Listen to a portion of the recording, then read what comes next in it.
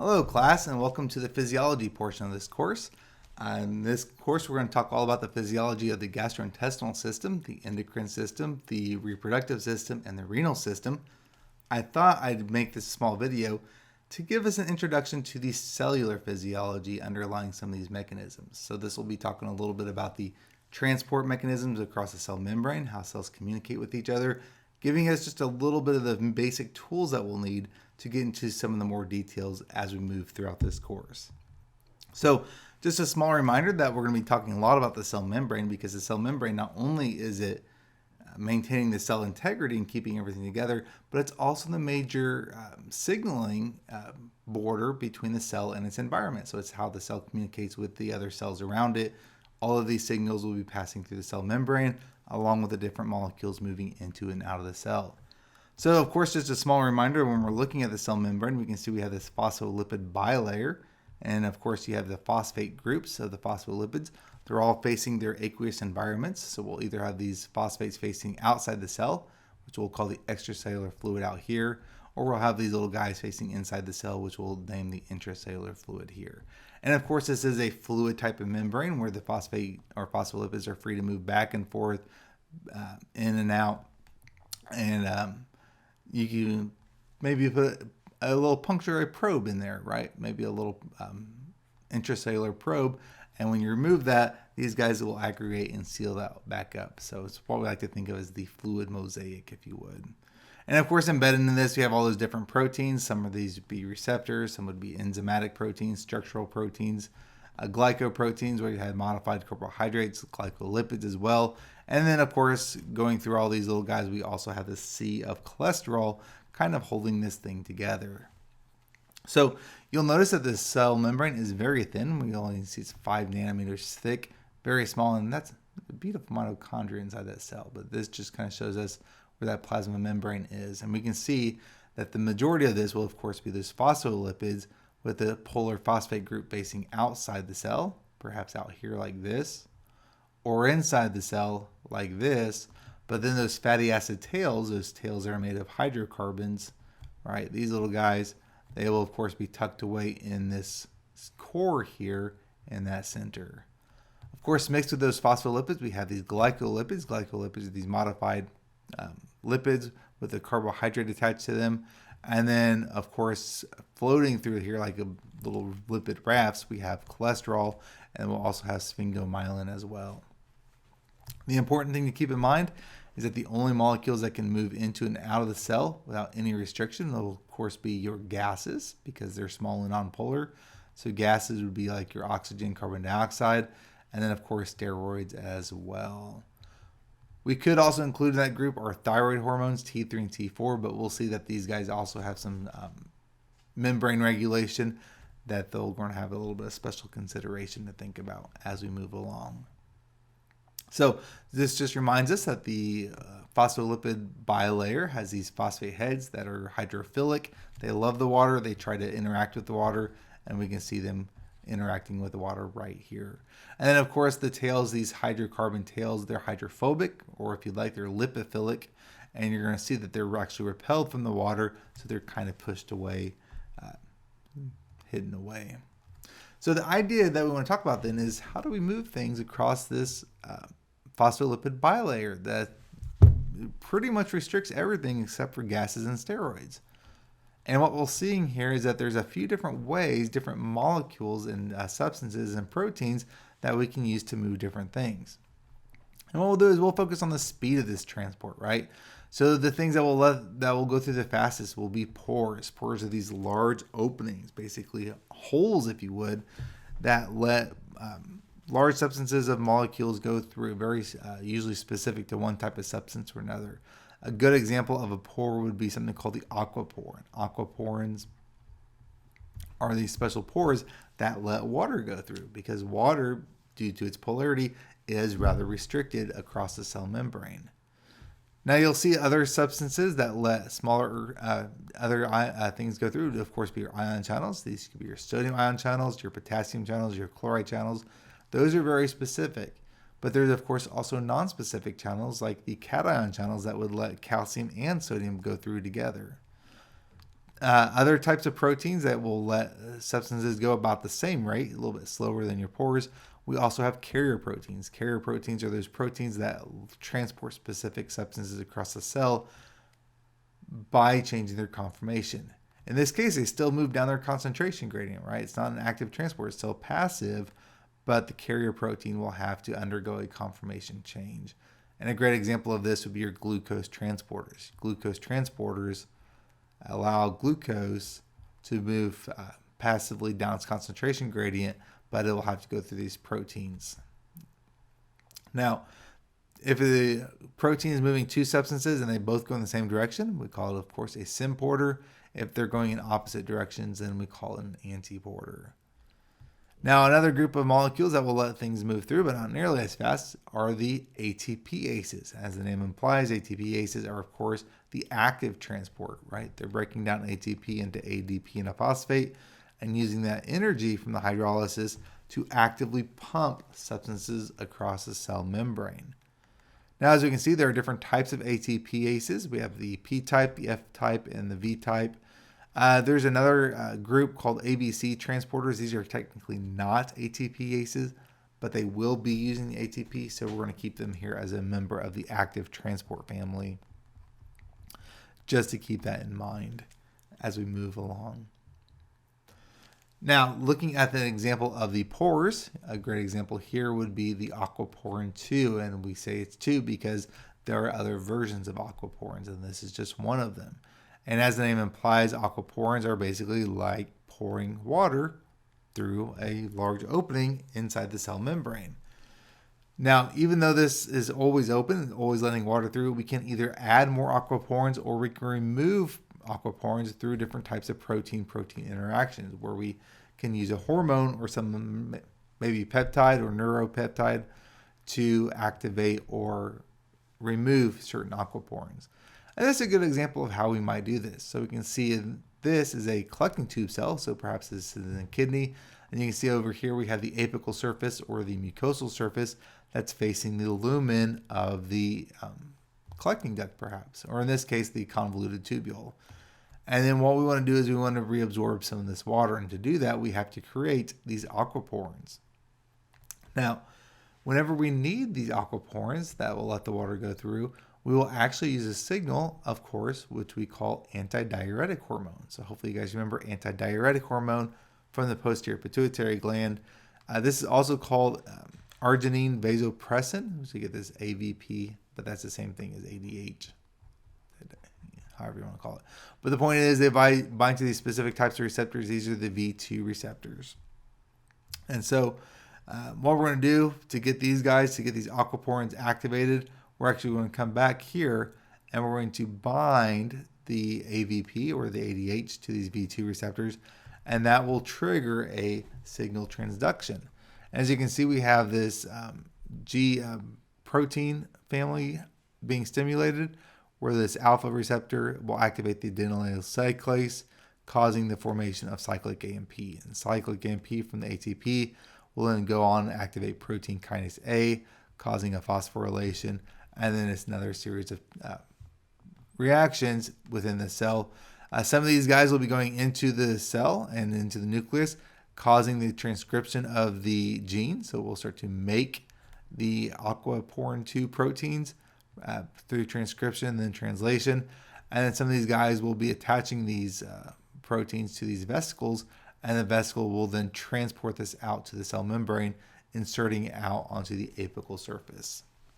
So this is just showing us one of those types of signaling pathways, if you would, to activate this specific type of protein, this aquaporin, that will let us then transport water back into the cell and then reabsorb it.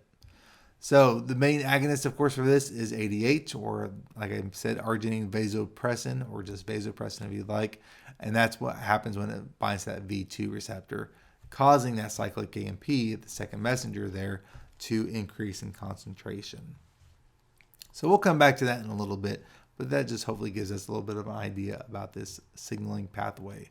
And that's going to then allow the water or these aquaporins to be inserted, which will then allow the water to move back into the cell from the luminal surface. Now, looking at the the ion channels. Ion channels, as the name implies, allow ions through the cell. Some of these can be very specific, like your sodium ion channels, and like I said, some can be non-selective, like your cation channels. A great example of a specific one is a nicotinic acetylcholine receptor, AChR. So this type of receptor, if you guys remember, acetylcholine can bind to two types of receptors, either nicotinic or muscarinic. This is going to be, or muscarinic. This will be focusing on the nicotinic receptor.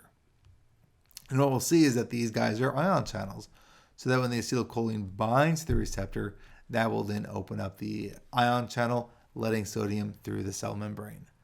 Now, this type of channel would be what we call a ligand-gated channel, right? A ligand-gated channel is what's activated when a molecule binds to a receptor. So I'll show you here in a second, but we might have a couple of receptors on there for the ACH. When two ACH molecules bind to that receptor, then the channel opens up. So that would be our activator in this case. Now, of course, one of the more common, more well-known gated channels would be your voltage-gated channel. These guys are opening and closing with changes in the membrane potential. So if you guys recall, we have the sodium ion channel, potassium channels, sodium channels, potassium channels, calcium channels that are voltage gated. Now, there are other ways to gate channels, of course. You can have mechanically gated channels. So, for example, touch receptors. When you touch somebody, you deform the cell membrane. That can open up these channels as well. Another good example is a stretch-activated channel. So do keep in mind that these ion channels are selectively filtered usually. So most of them are pretty specific. So they might just let sodium in, may let calcium in, or potassium or chloride through the cell.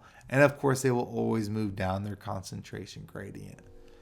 So this just kind of gives us an example of how that nicotinic acetylcholine receptor works. And here we can see that this is a pentamer receptor. We have these 5 subunits, a couple alphas, a beta, a delta, and a gamma that are all kind of circled around to form this aqueous pore, if you would. Not really a pore, but a channel. And that's a water-filled channel. And what we can see is that when two molecules of ACH, so there's 1 and there's 2, they bind to these little receptors up here, that will cause this channel to open. So they're going to bind to these little pockets, and that will then allow the sodium to then move across the cell.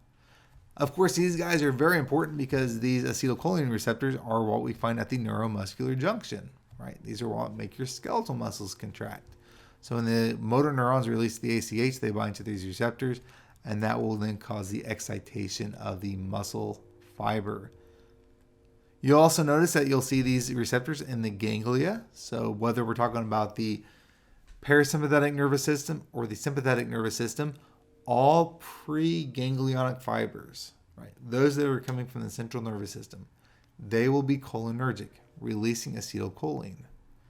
As for the parasympathetic nervous system, both the preganglionic and the postganglionic fibers are cholinergic. They are releasing acetylcholine.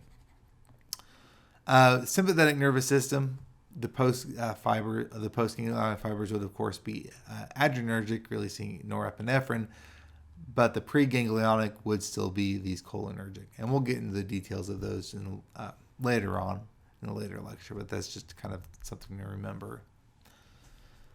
Of course, as we go back, we start looking at our ATPases, breaking down the ATP for energy.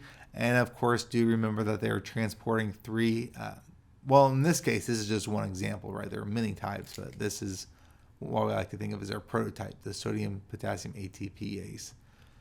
In this case, it's taking 3 sodium out of the cell, bringing 2 potassium into the cell. And to do this, it needs energy, and it gets the energy from the breakdown of the ATP into the ADP and a phosphate. Now, anytime you have a pump like this, where it pumps more ions across the cell membrane, one side versus the other, this is called an electrogenic type of movement. Electrogenic meaning that it's causing an electrical force, right? An electrical current. And that's what we kind of see here, is that as more sodium is being pumped out of the cell and the potassium is being pumped into the cell, you get 3 sodium out, but only 2 potassium in. So overall, you're going to have more positive charges going out of the cell, starting to create a little bit of an electrical gradient compared to the inside. So that would be an electrogenic pump. Now, I said earlier that ATPases are proteins that use active transport through the breakdown of ATP. There is an exception to this that I had on there, and that would be this molecule here called ATP binding cassette. And we like to call it an ABC for short because it uses ATP, but not in the traditional sense. In this case, ATP is almost acting like a ligand, like a signaling molecule. And a great example of this are the chloride channels that we see that actually require ATP to bind in order to transport chloride across the cell membrane. So a very important use of this would be what we call the cystic fibrosis transmembrane regulator, CFTR. And we'll talk more about this as we get into cystic fibrosis, especially in genetics. But this is an example of an ABC transporter. And what we'll see here is that you need 2 ATP to bind, and they need to be hydrolyzed, but the energy from the hydrolysis is not what actually activates them. This just acts as a signal to allow it to be transported across the cell membrane. So this transporter opens when the 2 ATP bind to their nucleotide binding domains, and then they undergo their hydrolysis. And so this is an example of an ATP binding cassette. Like I said, it does use ATP, but it's technically not an ATPase. So this is a reminder of how the ATPases work. And of course, at the initial stage, which we'll say here, let's say this is our initial one, we can see that the outside of the channel is closed and the inside here is open, and we have 3 sodiums that are starting to bind to their sites, their receptors. Now, in order to flip this, in order to change the conformation, we need the binding of ATP. And here we'll see the binding of ATP. And what will happen is when the ATP binds, this will cause the inversion, if you would, the flipping of the channel. And so we'll see that the ATP gets bound here, and then the third phosphate gets hydrolyzed. It gets cut off. As that does, it's going to invert the channel. So now it's closed on the inside, open on the outside, letting those 3 sodium leave the receptor. As it does, once these pockets are all empty, you can see that there's 2 pockets available for potassium. And you'll also notice that the phosphate from the ATP is still there. It is technically still part of that receptor. So what you'll see then is that to bring the potassium back in, well, 2 potassium will come in. They will bind to their binding domains here, and that will then trigger the inversion of the receptor here, or not the receptor, but the ATPase. And now as it gets flipped over, you're going to see, in order to flip it over, we'll have to have that phosphate released. And as that phosphate gets released, that will then induce the inversion of that channel, or not channel, but the ATPase. And now the potassium can be released. When this happens, now the 3 sodiums are, binding sites are available inside the protein. New sodiums can come in, they can bind, and then we can repeat this process over and over again. So hopefully that's a little bit of a review, but just to kind of give you the orientation of each position for the sodium potassium ATPase. Now, a quick side note. Like I mentioned earlier, we also have the carrier proteins. Carrier proteins do use facilitated diffusion. They do require concentration gradient, and they do not need energy. And a good example of this might be, like I said, one of your sodium glucose transporters, and that's what we call here SGLT. And what will happen is when you have a molecule, let's say here, binds to its receptor or its binding site, that will induce the inversion or the flipping of, or the conformation change rather, of that protein. And so when it binds to this, you'll see that this will go from being open outside the cell, perhaps to being open inside the cell, and then releasing that molecule into the cell. So the basic concept of a carrier protein. Now, one of the things I want to point out that makes carrier protein so beautiful is they allow for substances to be transported at very small concentrations. and even more rapidly than regular diffusion. So when you look at regular diffusion, the rate of diffusion is pretty much linear. It doesn't really get affected. But when we look at facilitated diffusion, and we're thinking about these carrier proteins, you'll see at low concentration, you have a much, much higher transport ability, velocity, if you would, of the molecules than you would with diffusion. So this is actually going to carry the molecules more rapidly at lower concentration than diffusion alone, which makes them very useful for transportation of molecules. One thing to keep in mind, though, unlike diffusion, with facilitated diffusion, there is a max, right? There's a threshold. Once all of the receptors and all of the the transporters are saturated, they're going to be maxed out. They're going to be as busy as they can be transporting things across.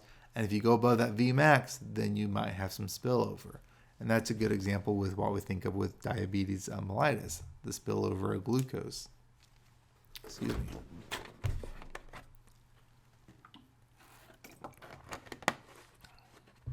Now, here's a good example of a carrier protein, the sodium glucose cotransporter. And this is how we can take glucose up in the GI tract. And what we can see here is, let's say we have some milk, maybe we have some type of dairy product, and then here we have lactose. And of course, lactose is a molecule of glucose and galactose. What we'll see here is that we have our special enzyme, lactase, that's going to split the lactose into these sugars, glucose or galactose and glucose. And now we want to take the glucose up. Excuse me.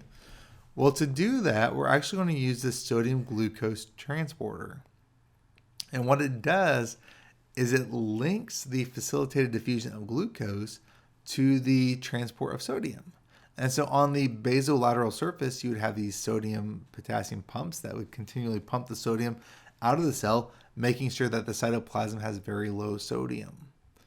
And because of that, you're going to have a sodium concentration gradient that's going to drive the movement of the sodium. And as it does, it's also going to couple it with the uptake of this glucose. So that would be an example of a cotransporter, taking both the sodium up and the glucose up at the same time. Now, do keep in mind that the concentration gradient is established for sodium using active transport. I don't really have it here, but you can imagine those sodium-potassium pumps pumping the sodium out, creating a concentration gradient, and that's going to then drive the movement of the glucose across that apical membrane into the cell. Yeah, there's our sodium-potassium ATPase. Now, one thing to keep in mind that this type of transport is important for glucose absorption, and the more glucose you have, the more saturated these guys can become, and they can actually have an overspill effect if you get too much glucose and you saturate all the glucose transporters. Now, you don't usually see this problem in the GI tract, but you definitely see this problem in the kidneys in individuals with diabetes mellitus. And so what you'll see, for example, with diabetes mellitus, when you have all of these glucose transporters, and you'll notice, by the way, that they take up 2 sodium for each glucose. So here we have 2 sodium and a glucose, 2 sodium and a glucose, 2 sodium and a glucose. Once they're all saturated, then any more glucose that's going beyond that rate of transport can then not be taken up, right? And so these guys are going to spill over into the urine, and that's what we think of as the Vmax. So when you go over the Vmax, you saturate all the cotransporters, and then the remaining glucose gets spilled over. And yeah. Now, one thing I wanted to keep in mind while we're thinking about it, and I think I put this slide in a little bit different place, but this is an okay spot, is that whenever we're thinking about the sodium-potassium pumps and we're thinking about the leak channels, like potassium leak channels, we want to consider about the electrochemical gradient, right? So, for example, here we have all the potassium being pumped into the cell and the sodium being pumped out of the cell. And so there's a concentration gradient where you have a high potassium inside the cell and a high sodium outside the cell. Now, it's worth noting that there are very little sodium channels or sodium leak channels. So sodium, once it gets pumped out, it stays out of the cell. It cannot get back in. Potassium, on the other hand, potassium is very leaky. We have what we call potassium leak channels. And what that will do is let some of this potassium leak out of the cell, right? And it will start to move down its concentration gradient. It's going from a high to a low concentration. That's the concentration gradient. But do keep in mind that as more and more potassium starts to leave the cell, well, these are carrying with them the positive charge. And because they're coming out here in their positive charge, keep in mind that the inside of the cell is electronegative. So at some point, some of that potassium that is leaving the cell through diffusion will actually be attracted through the electrochemical charge, or the electrical charge, that negative charge. And so you will eventually reach this equilibrium where the amount of potassium leaving the cell is the same as the amount of potassium coming into the cell. And that gradient, that voltage, if you would, that membrane potential, that's what we call the electrochemical gradient. And we'll go back into more detail about that as we look into the different systems individually.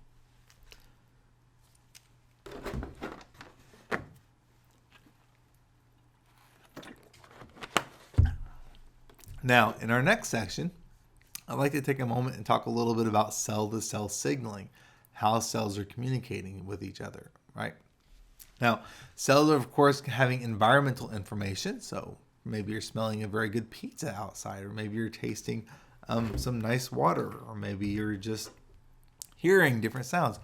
All of these are environmental information, taking these, activating these receptors, these sensation receptors, and then transmitting that signal for processing. But inside the body, we also have a lot of cell-to-cell communication going on, right? We have different types of receptors that can be activated by different molecules or by different activities, and we can see about how they actually transport those signals into the cell and cause cellular changes. So, for example, a good example of this would be a catalytic receptor. When we think about a catalytic receptor, this is going to catalyze an enzyme. It might cause the activation enzyme. So a good example of here is an electrical, or not electrical, but a chemical signal that's inactive. And these guys are spread apart. They're far apart right now. They're in the inactive state. But what we can have is a molecule that acts as a signal. And this molecule is what we call a dimer. So you can see this dimer here. And when this dimer binds to these two parts, that can cause activation of that enzyme. And so where it was inactivated before, once that dimer binds to it, then we have this activated enzyme that can then carry out some type of reaction. So here's a couple of examples of dimer proteins, and you're probably already familiar with these guys. We've talked about atrial natriuretic peptide receptors. As the name implies, in the atria of the heart, you can see we have these nice little dimers here. And you'll see another good example of this would be these tyrosine kinase receptors, or receptor kinase. And for not receptor kinase, tyrosine kinase, but growth hormone receptors. But they use this as part of the pathway, which we'll talk about later on. But the point is, these are both dimers. They can be activated through this different mechanisms. But as you can imagine, the atrial natriuretic peptide and the growth hormone receptors would have very different responses once they're activated. So there's a whole family of these guys that we'll be talking about. Of course, the next group that we'll be talking about are the G protein coupled receptors. And once again, G protein coupled receptors come in several different flavors. Talk about G alpha stimulatory, inhibitory, GQ, things like that. But just to give you the overall idea, we have a ligand that binds to its ligand binding domain, and that's going to cause a series of changes, a conformation change, that will then activate some type of G protein inside the cell. This G protein, for example, maybe it's a G stimulatory protein, can then go on and cause other changes. Perhaps it's going to activate an adenylate cyclase, and then that can then go on and send messages into the cell. So it's worth noting when we talk about G proteins, you guys may know these as the serpentine proteins, serpentine, or the 7-pass. Whoops. because they kind of weave into and out of the cell, back and forth, and so we get all these different names for them. So this is a good example of a G protein, and we can see this G stimulatory, we'll call it G alpha if you would. I know there's alpha, because we have this alpha stimulatory here along with the beta and a gamma subunit. And what happens then, let's say we have this molecule, this ligand binding to this receptor. Well, what we'll see now is that this is going to actually activate the alpha subunit. And it's worth noting, I don't really have it on here, but there's a GDP that kind of comes off there. So I don't know if I can show my GDP coming off there right now, and causing GDP, how's that? And then causing a GTP to become activated to attach to that. So it's hence the name G protein. I don't know why they leave it up, but that's okay. Anyway, and what you'll see here then is once this alpha subunit becomes activated, it will then go on and activate this adenylyl cyclase. And adenylyl cyclase will then convert any ATP that's inside the cell into cyclic AMP. And so what we're seeing here is we get this conversion through the activation of that G protein and this cyclic AMP. Keep in mind that cyclic AMP is a second messenger. So the hormone itself was the first messenger, and then we have this path increase, and we have this second messenger. The other thing to keep in mind too, guys, is that this adenylyl cyclase, not only is it activating the cyclic AMP as a messenger, but it's also amplifying the signal, right? This is going to serve as an amplifier. Because you may have just one ligand, but you can keep making more and more cyclic AMP, and that would increase the intensity of that signal. And from there, then, of course, you can go activate a protein kinase. Here's a good example, protein kinase A. And then that can go on and cause other cellular changes. It can activate other proteins. Maybe it can turn on a gene, initiate transcription. Maybe it can go on and activate a certain type of ion channel in the cell membrane. A lot of different things that the protein kinase A can do.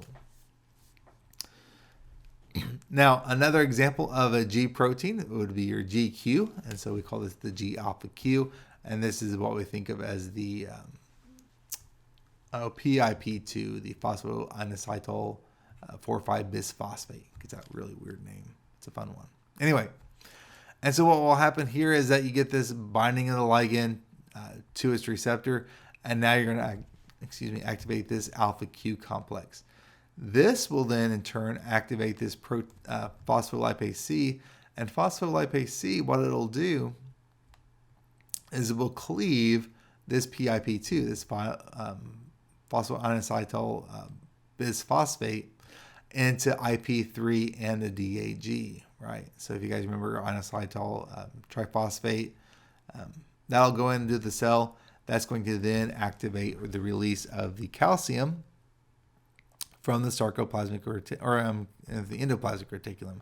So here we have the calcium that is being stored, and as that IP3 gets released after it's being cleaved by that phospholipase C, that will then increase the calcium release from that endoplasmic reticulum. The DAG, diacetylglycerol, I think, something like that. Anyway, this can then go on and activate the PAC or the PKC, protein kinase C. So the protein kinase C that's in the cell can then will come up here because this is a lipophilic substance. It'll stay in the cell membrane, but up here will then track that PKC and then activate it. So that just kind of gives you another example of another G protein pathway. Like I said, we also have G inhibitory pathways as well, and some other ones that we'll get into later on. But just to kind of give you a couple of examples of some of those G proteins. This was just another example of that same pathway, G signaling, and I just put that up there to emphasize the fact that this does require GTP. So what happens when that hormone binds to the receptor? You can see that the original GDP comes off, this GTP comes on, and this guy here becomes activated. That guy's right there is now active. And that will then activate the phospholipase C, which will in turn cleave the PIP2 into IP3, which will then cause the release of that calcium from the endoplasmic reticulum. And it will also activate that DAG, the which will then activate the protein kinase C. So just to kind of give you another example, another illustration of that same pathway. All right. Now, don't forget, we also have our ion channel linked receptors. So like I mentioned earlier, this was a great one with the nicotinic acetylcholine receptors, where you have a couple of signal molecules, maybe ACH, that bind here. And as they do, they will open up and let those ions diffuse through the cell membrane. So here's another example of that. Neurotransmitter binds to the receptor, and that will open up the channel. And then you're going to have these ions flowing across the cell membrane, typically a selective type of signal. Do keep in mind that nonpolar substances like steroids, because they can easily diffuse the cell membrane, they will have their receptors inside the cell. They do not have membrane receptors. Not that they don't, but they have intracellular receptors. Now, these intracellular receptors can either be in the cytosol here, or they can be in the nucleus here. And you'll see that they form this kind of steroid hormone complex. Now, a couple of things that they can cause some early immediate responses. Maybe they can activate a protein that can then start doing some type of activity. But then they will also have a delayed response, what we think of as a secondary response. A secondary response might be to turn on a gene to increase the amount of transcription. And then from that transcription, you get this translation. And over time, a little bit slower but longer lasting effect would be this secondary response. So that would be a good example of a nuclear or systolic signal, such as with your steroids. And last but definitely not least, we of course have these voltage, these cell-to-cell junctions, right? Where you can either have the change in the voltage receptor, and a good example of this would be your autonomic neurons, the smooth muscle, for example, where you can either have the release of neurotransmitters, and that would cause the stimulation of these cells. And in this case, this is a multi-unit cell. If you guys remember multi-unit cells, each are stimulated individually by these different varicosities, these synaptic contacts. But the voltage gates, really, they're actually coming from these unitary cells, because these unitary cells, right, they have these gap junctions. And what that'll do is allow ions, then as you electrically stimulate this cell, to diffuse next door and stimulate these cells. And then that will electrically stimulate them. And then these guys can then transmit that impulse to the adjacent cell into the adjacent cell. So in this case, we can think of these as being this kind of voltage gated, or not voltage gated, but this voltage type of receptor signal, if you would, across the smooth muscle.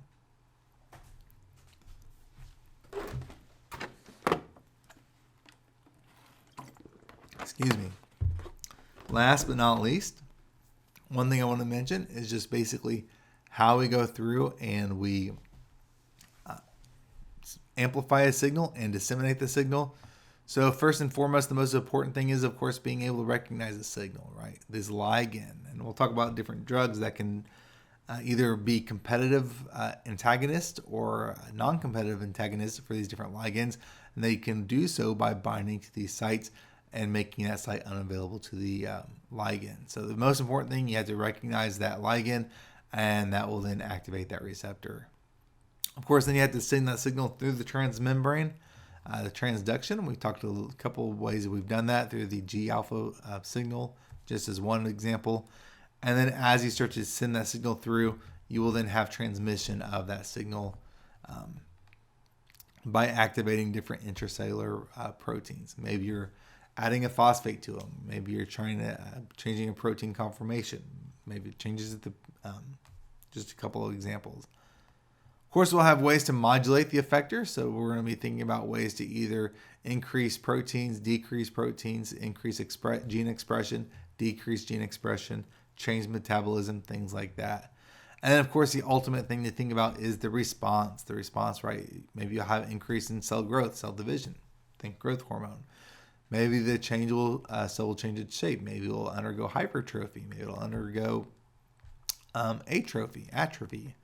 Of course, you can start to increase gene expression, or maybe decrease gene expression, or change metabolism.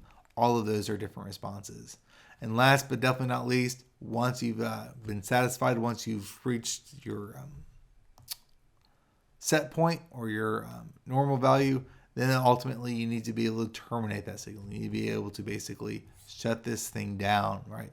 You can either do that by breaking down the ligand. So if you guys remember, acetylcholine gets broken down by acetylcholine esterase, and that will terminate the signal there. Or you can go through a process of reuptake where the neurotransmitter is taken back up and then recycled to be reused again. So all of those would be ways to terminate the signal.